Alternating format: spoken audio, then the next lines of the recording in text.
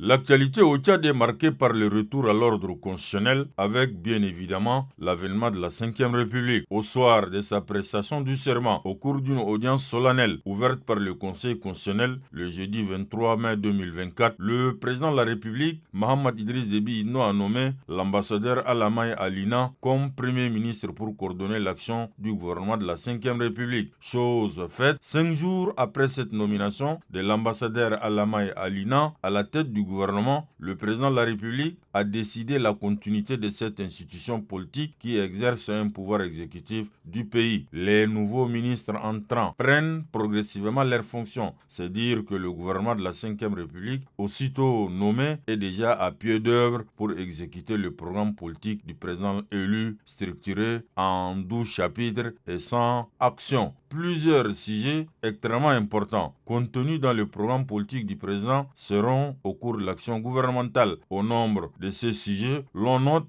l'accès à l'eau, à l'énergie, à l'éducation, à la santé, les infrastructures notamment avec la construction des routes, le renforcement de l'autorité de l'État, la justice et les droits humains. Au niveau de l'administration territoriale, les différentes propositions des projets et lois émises par le ministre d'État Liman Mohamed vont être mises en œuvre avant la fin de l'année 2024. Pas de changement, en revanche, pour plusieurs ministres, notamment Tahir Amin Guelleh, élevé au rang du ministre d'État, ministre des Finances, du Budget, de l'Économie et du Plan. Autre nomination qui réjouit fortement le milieu sportif est celle d'Abakar Yerma Omi comme ministre de la Jeunesse et des Sports.